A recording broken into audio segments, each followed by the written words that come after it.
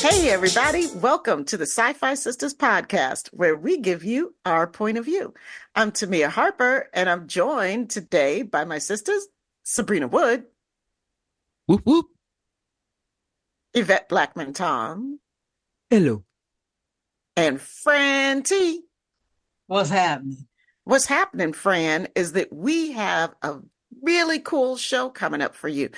Netflix was kind enough to offer us interviews with the Hageman brothers again. Our lovely, yay, our lovely friends, executive producers and writers of Star Trek Prodigy. Yeah, Oh, so it is really cool to get to talk to them again. And yeah, we were all really excited. Sister Yvette was not able to make it with us on that one. You Nope, were not missed. that one. We I- shouted I- you out. Oh, did You you? did. Wonderful. Oh, yeah. Oh, yeah. You know I love that show. And I love them. I had so many questions. I was like, oh well, not this time, but But guess what? Your questions made it in because oh yay. yeah, we wouldn't leave y'all hang. We wouldn't leave you hanging like that. I love them. They were awesome, right, Fran? They were they're just a fun and joy to interact with. You know, Mhm. they're just a joy. You know, they're Oh, so down to earth, and just the guys. I look at them as exactly. guys. The brothers, You know? guys. the brothers The and the guys. sisters once again. Yep, that's what I was thinking about when we done. I was like, here we go again, the brothers and the sisters. So anyway, we hope you guys enjoy the interview, and we will catch you on the flip side. Enjoy. I'd like to know how you guys watched the screeners. On the laptop? We did not watch them all together in a room, like on the couch. Yeah. Did any of you get through them all yet? I have not. I have gotten to, I think, episode 13 or 14. Okay. I don't want to get through them all yet. Yeah. I really don't. Favoring stop. I I wanted to, don't want to spoil anything in this conversation. Oh so- no, you can spoil everything, but It's okay. It's okay. yeah, spoil away. because we already have spoiler questions, and the Yep. sisters and I, we've talked about it. So like Okay. we all know, like spoilers are bound, and it doesn't mean we're not going to love it as much. I mean, I only have a couple of spoiler questions, so Okay. you know, I mean, but yeah, I really wanted to savor it. Well, I don't want to tell you the ending then. I don't want No, don't tell us the Oh yeah, ending. okay, yeah, do that at least for me.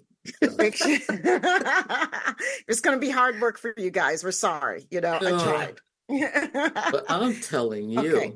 All right. So we're so excited. I know we don't have you guys for a long time, but really, really excited to see you again. And Yvette sends her regards. She's really bummed. She's that really she- upset. She's very upset that she could not get out of work today Oh no. to come see you I'm guys. at work. Are you- They think I'm in a board meeting. Awesome. Well, Okay, tell her so we'll see her either at Star Trek Las Vegas or are you guys Yes. going there? All Yes. of us, Yes. yes. All of us. Comic-Con. I don't know if you girls are doing Comic-Con. no, we're not going to. No. Wait, New York or San Diego? San Diego. No. No. Mm-mm. I think Yvette might be at New York. New York. Okay. hmm But so we'll definitely make sure we can see you in Vegas. Yes. Vegas, baby. Yeah. Okay. Before they start like telling us like hurry it up, and we haven't asked a single question, I'm gonna get us started. So I have a question from Yvette for you guys. And I think it's the perfect place to start. And she says, when we last spoke, you mentioned that there were bigger characters that are coming to the show that are not on Voyager. And she says, although her timeline knowledge helped her uncover some surprises, she would never have guessed that the Traveler would show up, nor would I have guessed that. And she wanted to know why it was important to you guys to tell Wesley's story. So I'll take this one, Kevin. So when we originally thought about what we were going to do in season 2, we didn't think about Wesley. And it wasn't until our writer's room, Jen Murrow, who, when she was a teenager, she had a poster of Wesley Crusher in her bedroom. Enough. And she's now friends with him, so it's not as creepy. But But it just started connecting all the dots. When it was a time travel season, he's the traveler. He's the original kid on a ship. He's the original prodigy. And it's kind And of there's so many questions surrounding what happened to him. in TNG. Mhm. There He was just like, walked off the episode, and you're just Right. like, what You know, happened to him? TNG. Yeah. I'm like, And come so on, it was a no lot one. of fun to play in that sandbox of what happened. Yeah. Pressure. Yeah. But I think a lot of other shows were scared to touch that character because he was so powerful, right? Mhm. And so that's why we were like, well, let's make him a little scatterbrained, and he's got a little, and there's a period Little of time Willy he doesn't have Wonka, his little powers. Doctor Who. Yeah, right. I was thinking Doctor Who when I was watching him. I was like, oh, this would fit so perfectly in that universe too. Yeah, we just thought it was so much fun writing that character, and then Will was just such an amazing actor, and he loved what we were doing with him, and he was just having fun. Oh, that's awesome. He's one Star Trek alum that we have great respect for. And oh my God, Will Wheaton, if you're listening, And we know we you know you are. the Sci-Fi Sisters want you on the show, buddy. Or as they say in Prodigy, yip, yip, yip. So I had a follow-up question for that then too, because I just finished reading Moments Asunder by Dayton Ward. And Wesley's character is integral to that whole series, that whole plot, to that book, and then the other books that come in the series. Were you guys collaborating with the? I hope we didn't bust up his narrative. Yeah, I don't. So know. you don't even. We haven't. We hadn't. We weren't familiar with it. We were. Oh my word! Get Yeah, out of here. No, yeah, no. We created it all within our room, and as we were writing season 2, Akiva and Terry from Picard called us up, and we're like, well, we were hoping to do something, with Wesley, but we heard you guys are doing a lot, and so we were talking, and we helped them a little bit with their sort of scene that they included with him, and then we were learning about Jack, this character of Jack, and he's going to have a brother, and so how can we kind of give a nice nod to Picard and them? So it worked out nicely. Wow. Okay. Wow. Because you guys have to, if you haven't read that book yet, please read it. It's like the rest of my question was, I love how these episodes with Wesley dovetail so perfectly with the books, including the creatures and the plot lines. Was probably reading the scripts, though. I think. Yeah. Maybe. Maybe. Dayton had to have been reading them too. When did the book come out? It's newish. Oh, well, maybe, I don't know. And then I was going to see, like, who came first, the chicken or the egg? Like, which one of you guys came up with this concept first? And that you guys got to read it. I will definitely check it's I mean, it's perfect. So yeah, and it makes sense now that Dayton is the connection. I forgot that Dayton is an advisor for you guys on the show, right? Yeah. Duh. Tangential, like he's tangential. Yeah. Like one of the script read, he does like I think he does some of the other readers, shows, but everyone has like access to the scripts and things like that if they're in. Yeah. Okay. Well, it was spot on, let me tell you. And it was beautiful to see continuity from the page to the screen like that. And you guys really knocked it out of the park. Yeah, it was gorgeous. Yeah, thanks. Fran? Yeah. He deserves his own show. I mean, I would love to see a Doctor Who, Star Trek series following. He really does. Will would be amazing. The Traveler. He really does. I call it sweaters. I love how he told them that, he was like, I've got a ton of sweaters. Like, I've got a whole sweater collection. Got a lot, yeah. Here's the one thing that never made it that I wanted to. I wanted Rock Talk to get one of his sweaters, and it actually fits her well. Oh my gosh. Can you see that? Wesley sweater. That would have been awesome. I'm waiting for Sabrina to get up to that episode, because what she's going to freak out over, and Fran, is that office that Wesley took them to. Oh, yeah. Oh, yeah. Okay. All right. That office, I was like, oh my God, TOS fans everywhere. Like, Yeah. Yeah. I love that stuff. Yeah. There's so much stuff in this. A lot of Easter eggs. Yeah. Lots of Easter eggs. Go ahead, Fran. Oh, I know man. you got a question. Yeah. Oh, okay. On totally different note. Mm. What is the deal with Janeway and Chakotay? I mean, They or aren't they? That's a question from a follower. Mm. Well, it's a tight wire act. It's like if you answer it one way or the other, you gotta keep it a little open, but at the same time show that reunion. And I think when we were exploring what we were going to do with that, the first thing we did was we talked to Kate, we talked to Robert, we talked to massive Voyager fans, and we kind of got all sides of it. And I think the biggest advice I thought, was talking to Kate, and she was like, the love between Janeway and Chakotay is bigger than a relationship love. It's A romance.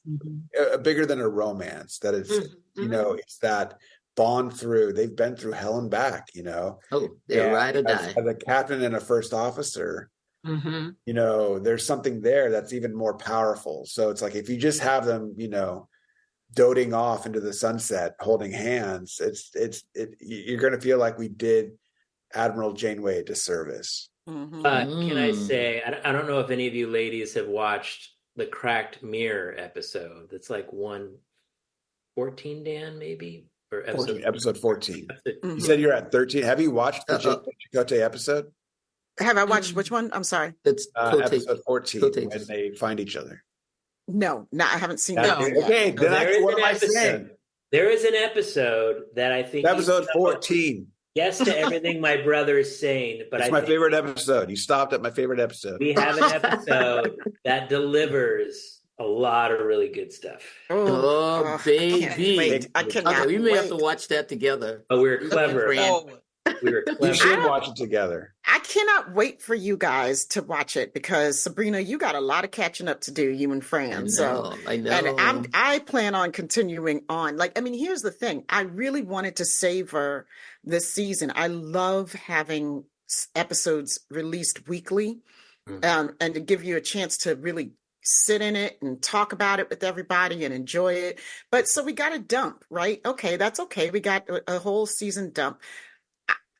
I only binged a whole bunch of it so that I could talk to you guys today.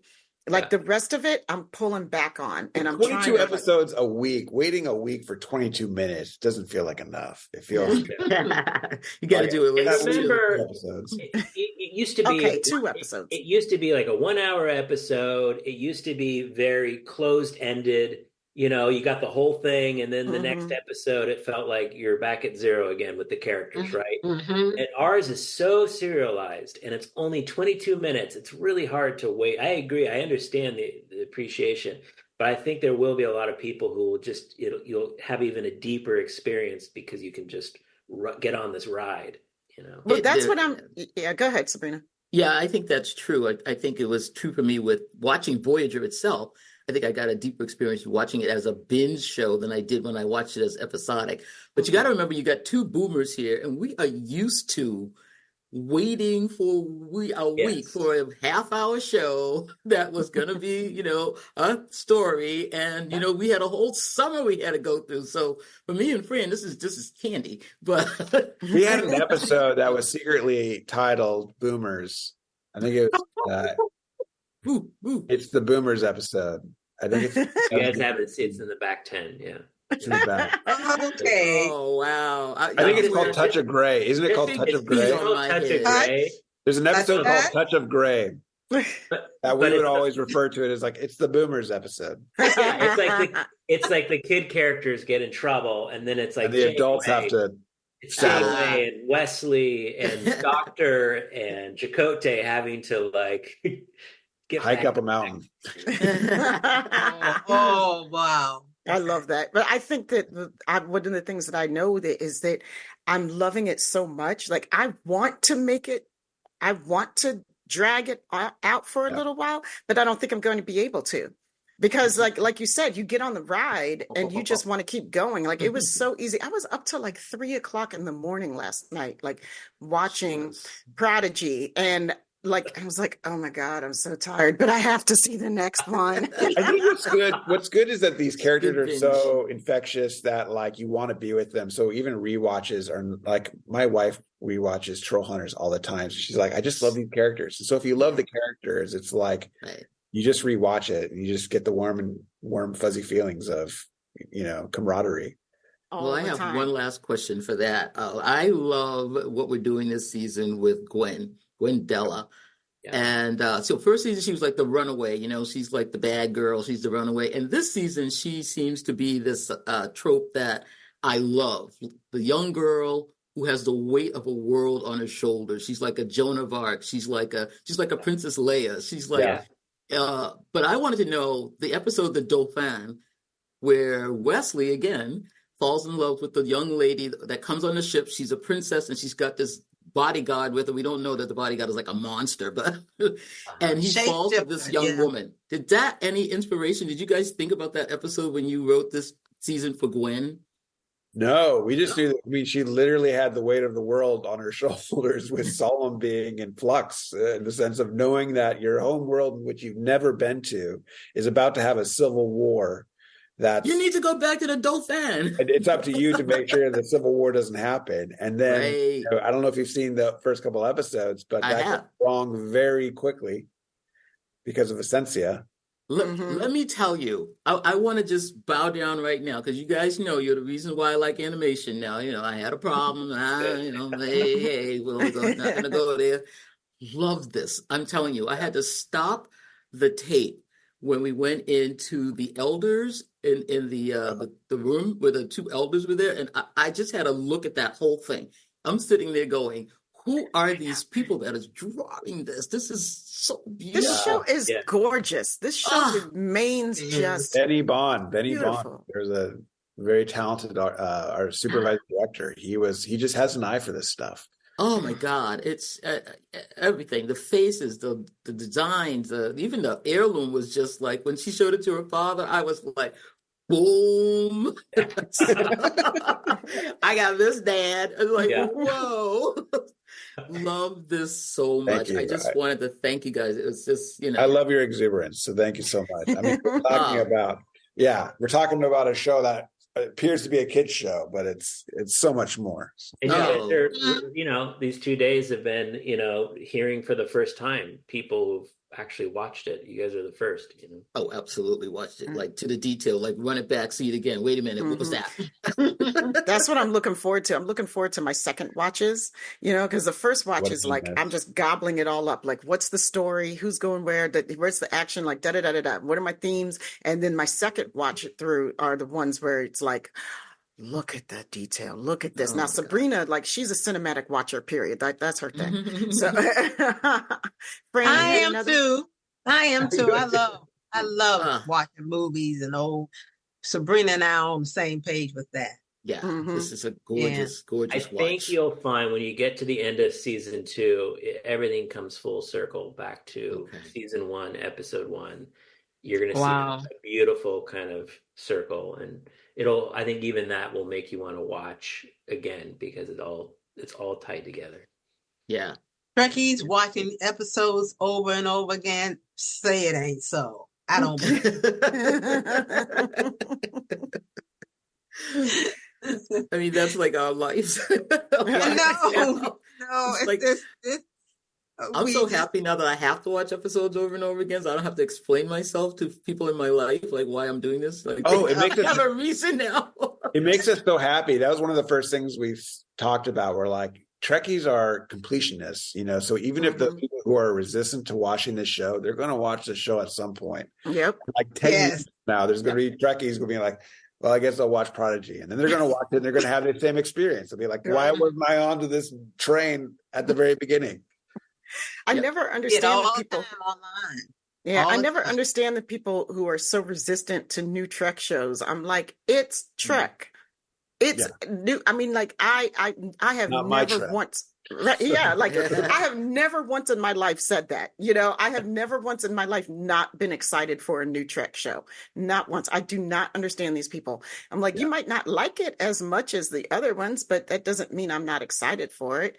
But I mean, I think that Prodigy is, we said it before, we've said it to you guys a million times. It still remains We'll one listen of our to it a million more times. it's one of our favorite series Thank because you. this is the perfect introduction to Star Trek for people who don't know Star And Trek. animation for Sabrina. And animation for those folks, but also, it's a beautiful love letter to Star Trek as well. I mean, the storytelling is just so good. You guys, again, like you're tackling, and what I love about it, we were talking about it in one of our shows before about things that books or media that are stories that are supposed to be for kids that do not talk down to kids, like Madeline Lingle and other things that, like, you're talking about serious issues. There's loss and all these things that you're dealing with that are hard topics to discuss. And I think that is so perfectly in keeping with the Trek tradition, but also the Trek animated tradition, because that original animated show was not really for kids. They were talking about some amazingly complex issues, and I feel like you guys are doing the same thing. I love the original in the 70s. I watched it. It was original good. Animated. The animated, the original POS animation. We just added glitter. We just add glitter. Same Shiny concepts, more glitter. But you guys have some of the best Easter eggs, though. And I'm still laughing every time they say the Temporal Mechanics 101 had to be my favorite.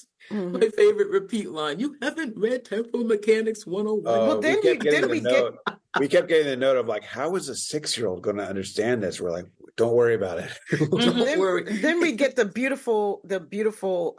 lovely surprise of seeing our friend Dr. Aaron McDonald, and then that was so cool. I would want to learn temporal mechanics from Dr. McDonald. We do all the time. We get the milk from the cow. We're like, I don't understand this, and she will tell us. And I think one of the, when we first originally laid out what the time travel map looked like, we were so nervous that she was just going to blow it up with like one word, and she's like, "This works," and we're like, "Oh my gosh!" Yay! The science is real. The science is real. I know that. And I know that, Fran, you had another question, but I just want to say, like, there's a ship that I can't wait for Sabrina. It's like, you guys give us a new ship this season. Oh, yeah. I know. Yeah. I love Infinity? Yeah.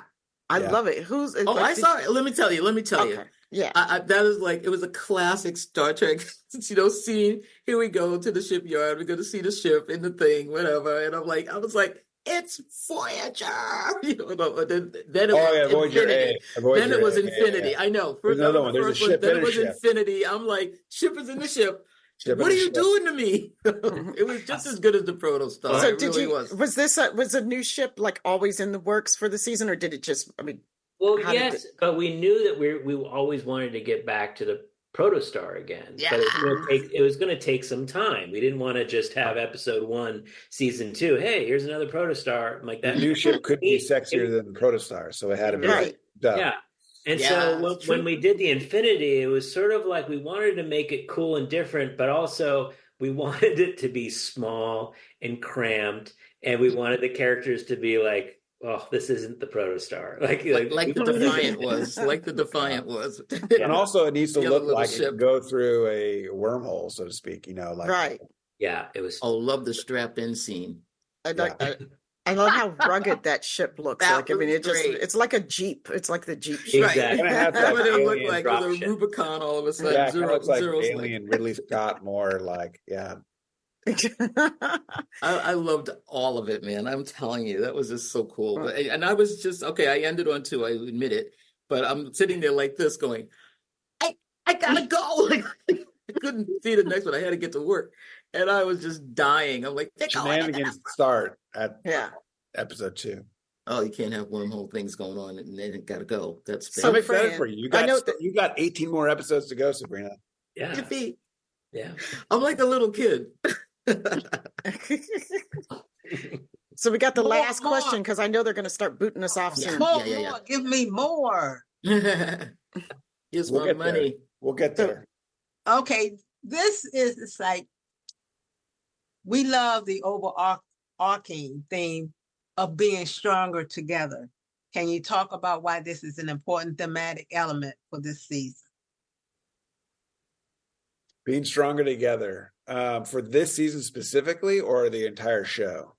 Either one, but I mean, it fits for the entire show. But I really see it I really felt like strong for this season. I felt like from the very get-go of the whole show that communication was so key, because in our time, in our country, that there's so many people not talking to each other, and they've created these battle lines in which they just see the other side as the enemy. You know, Both sides. And again, it goes back to Gene Roddenberry of like, our better angels are out there. We will get past these things. And I think that was what we wanted. We're like, we needed to come together. As much as we hate each other, we need to come together. Right. We need to put it onto a small ship and be told we're going to die without each other's help. And that's the way it's going to happen. And that's what Star Trek is. They just don't tend to explore characters learning that and getting to that point, right? Most Star Trek shows, they understand that. They're working together. They're the best of the best, right? But our kids get to learn that. And so really what we're doing is exactly what you see in all the Star Trek shows. Yeah, I think it's so I wish sometimes that we would have aliens just land like the Vulcans did, you know, and then we as a globe, as a world, would have to come together because we realize we're not the only people, only beings out there. So it has to be global, you know, because in most of the sci-fi movies that you see, the old ones, the new ones, the Earth comes together. Yeah. And they mention all these countries and, you know, and everything, but that's my wish. I know it's not going to happen in my lifetime, but I just, we need like a universal translator for politics, right? You know, we do. So I wish, like you say, we're such a divided in America and all over the world. We're so divided, and that we are stronger together. You come together and you can do more. There is strength in numbers, right?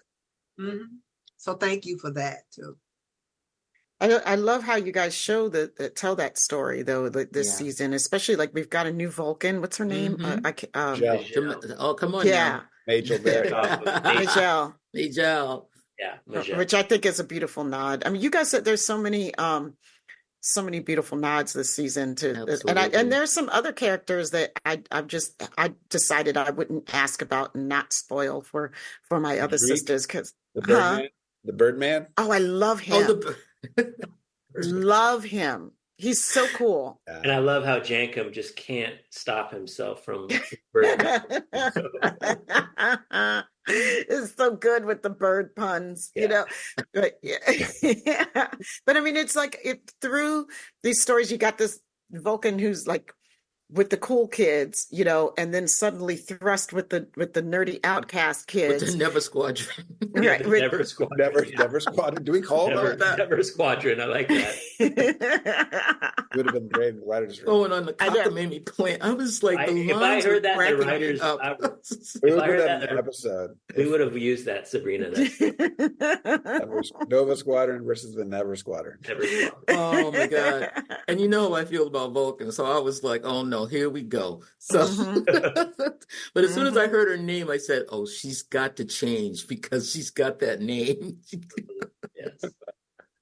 You know, and she's a vehicle for looking at this coming together. And then how through Gwen's story, you know, there's that whole repeated, like, you got to get together, you got to be together, you know, like they're literally physically separated when we start this season, you know, and it feels, and I can say like, it just felt wrong. You're yearning for her to get back with the gang. Yeah, absolutely. I think there's a time when we were writing it and we're like, Michelle feels a lot like Gwen in the group of the tall, you know, badass adult in the room, not up for shenanigans. Which that was an unexpected thing. I don't think we planned on that, but we couldn't really change it because she was Vulcan. We wanted a Vulcan. We wanted to introduce a Vulcan character because for someone who's new to Trek, who is their guiding light of Vulcanism? Right. Spock. Yeah. Yeah. It's always fun to But have someone who's never seen Spock though, like who's Oh, I contrary. see like what a you're new saying. viewer, like an A new 8-year-old. viewer. Okay. Right. Just so here's a little tidbit though. You'll notice Michelle's hair has the white streak in it. Yes. So we never really say it, but she's a descendant of T-Pole from the original series. Of who? Oh. People? Her name T-Pole. People, is it? when T'Pol, or the T'Pol. Oh, the marriage. Late. she had the white in her hair, The and marriage. Spock had to battle. Was Mhm. it Kirk, I think? Yeah.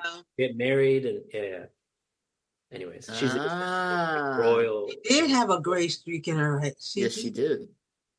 She had a big white. I forgot about that. That's a cool little It nod. is. That's The No show wonder is she came filled in with there. those little things that you would not catch on one We view. didn't have time to right talk on about one it. view. That's why we have to go back and look again. Got to go And back. And again. It's Got to rich. go back. Yeah. I'm getting All that. right, I'm getting that. we're We getting need to wrap. Y'all got it. Yeah. Y'all got Hageman, it. shut up. Yeah. We need rap.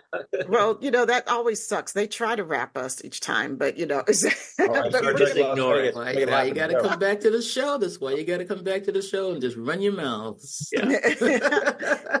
Yeah. But I mean, you know how much we love you guys, and we're so proud. We can't wait for everybody to see this season and enjoy it as much as we have, and we'll continue to do. The work is phenomenal. I hope you guys are Absolutely. very proud, because we are, and this is our jam, and we're so glad. And also, congratulations on being saved. This Yeah. show deserved to be saved, Oh. deserved to have a new Yeah. home, and we deserved as viewers to continue seeing these stories. Well, thank Exactly. you. It's because of voices like you going out there and spreading the gospel of Star Trek Prodigy. So thank you guys so much. Yeah. you're Imagine if welcome. this was just sitting under a rock and no one could see it. Oh. Like, it's so See, I good. can, So I fun. cannot.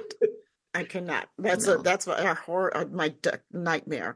Like Yeah. so, no. That was But- all of our nightmare for a little bit. Yeah. but we can't wait to see you guys in Vegas and have fun with the rest of the day. And thank you so much for your time, as always. you. Wonderful to see you ladies again. You Great too. to see you too. Thank you. Bye. Thank you. Bye. Bye, guys. Bye. All right. What did you guys think? That was awesome, wasn't it? It's always great to talk to the brothers. They are they're so funny. They know so much. They're so interesting. I just love it. I love it. And that is just my favorite little show. No. And I can't. Oh, wait. Wait. I'm still like, my favorite little show. I love it. I love it. I don't Yeah. care what you say. Okay. I just everybody love, knows. I love that the fact that you love that show now. Because, I mean, I remember when you were like, Mhm. "Mm-mm." Animation version. Bill, it's going to be a day when you like Thunderbirds are go, and I'll remind you. No, ma'am. No, ma'am. No, How ma'am. creepy looking. Puppets. No. No puppets. It's the hairs on the back of my neck. Oh my God! Not Thunderbirds. I think they on Pluto too or something. I think I ran across them by mistake. I'm like, oh, Thunderbirds.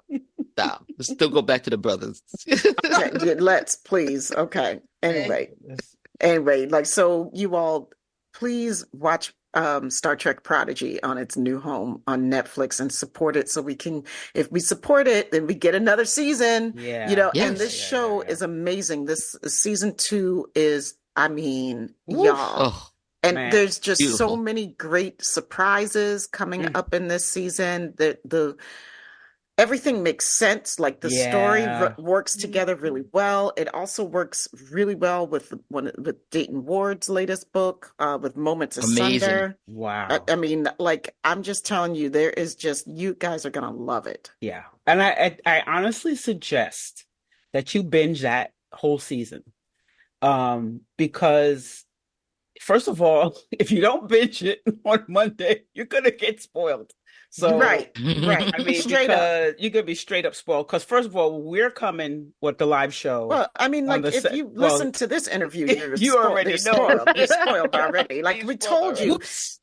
But I forgot to say, Mhm. I should have said at the top that, there were spoilers. I think. Yeah. I might have to re-record that. Yeah. No, we said it in the interview. I said it in the interview. That's right. See, I took care of it and I forgot. Yeah, It's good. You're good. You're good. You're covered. good. Don't worry. We will have spoilers on the podcast before when you see it. So yeah. But definitely, it's not a kid show. I don't know. It is Star Trek. It is so Star Trek, and I mean, I think it's better than a lot of Star Trek we've seen in a long time. Really just saying. We're just saying. My favorite writing has been coming from the two animated series. Man, tell me about it. 22 heavy minutes. Wow. I mean, the writing, and I love the fact that Star Trek fans are writing Star Trek.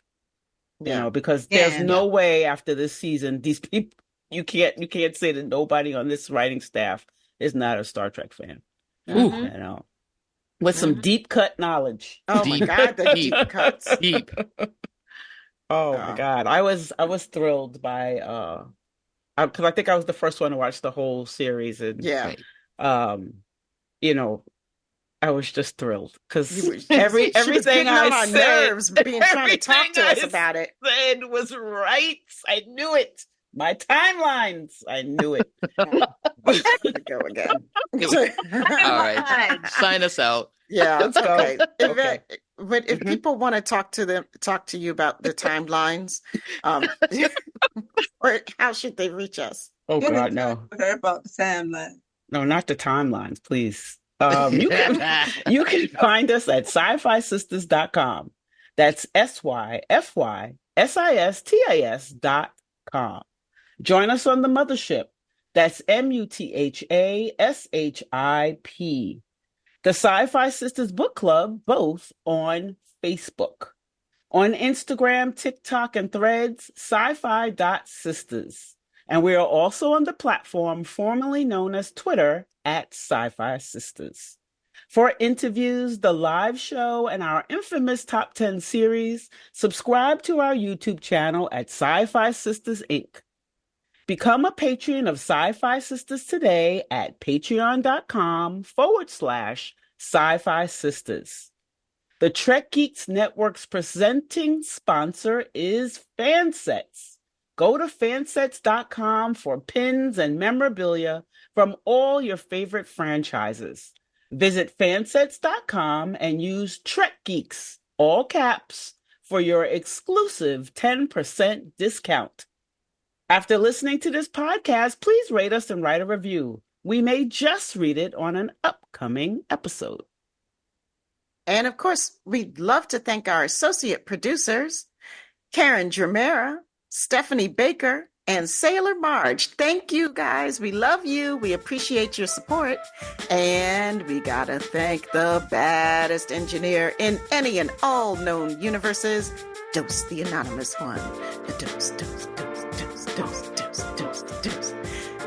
He's responsible for all the music you hear on our show, as well as our production services, production stuff. You can reach him on Instagram. Hit him up. He's at dose_the_anonymous_1. That's the number 1. And that's it for us this week, y'all. We love you very much. Thank you so much for listening. And peace, love, and hair grease. Hey, everybody. It's time for the shorty shout-outs. We'd like to thank the following patrons for their support. Anna Post, Susan V. Gruner, Mohammed Noor, Sue K., Karen Dramera, Daphne Balston, Eve England, Dave Gregory, Timothy Baum, Kilt Check, L.M., Howard Hogan, J.R. Poole, Ann Bradley, Scott Jensen, Jamal Taylor, Starbase Centaur 4210 Productions, Stephanie Dole, Sailor Marge, Stephanie Baker, Kaylia Zawacki, Liza Albright, TJ Jackson Bay, Olga Kravchuk, Peter Heisler, Olda Klein, Jeffrey Cochran, Linda Anderegg, Zakia Graham, Bill Erickson, Rita Passant Nethersole, Kathy D, Kendra Stranad,